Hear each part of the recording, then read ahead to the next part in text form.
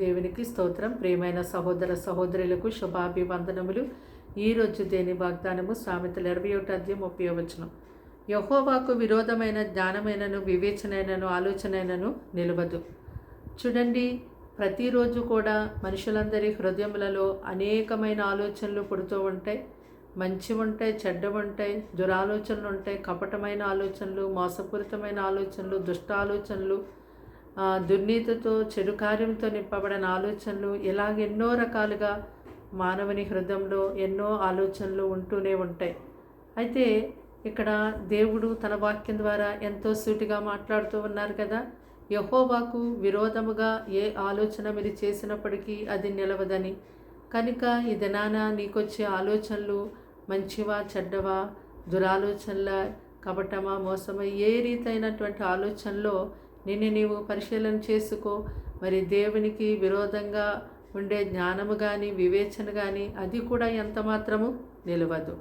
ఈ దినాన దేవుని యొక్క సన్నిధిలో మనము ఆయన యొక్క ఆలోచన కొరకు కనిపెట్టి ప్రార్థించినప్పుడు నీ పనులందు దేవుడు తప్పకుండా చక్కటి ఆలోచనను, చక్కటి ఉపదేశమును ఆయన నీకు చేసి నీవు నడవవలసిన మార్గంలో ఆయన నిన్ను నడిపిస్తారు. కాబట్టి నీ ఆలోచన కంటే దేవుని ఆలోచన చాలా గొప్పది. కనుక ఆయన సన్నిధిలో ఆయన ఆలోచన కొరకు నీవు చేసే పనుల విషయంలో నువ్వు కనిపెట్టి ప్రార్థన చెయ్యి. తప్పకుండా దేవుడు నీకు మంచి ఆలోచన, శ్రేష్టమైన చక్కని త్రోవల యందు నడిచి ఆ కార్యము సఫలమయ్యే ఆలోచనను మాత్రమే ఆయన అనుగ్రహిస్తారు. అలాగే నీకు నష్టం కలిగచేసి నీ యొక్క ఆలోచన ద్వారా నువ్వు చేసే పని ద్వారా ఇతరులకు అది వ్యర్థమైపోయినట్టుగా అయిపోయే ఆలోచనను దేవుడు ఎంత మాత్రము కూడా అది నిలవనివ్వరు, అది జరగనివ్వరు. కాబట్టి యెహోవాకు విరోధమైన జ్ఞానము కానీ వివేచన కానీ ఆలోచన కానీ నిలవదని మనం తెలుసుకునే వారిగా ఉండాలి. ప్రార్థన.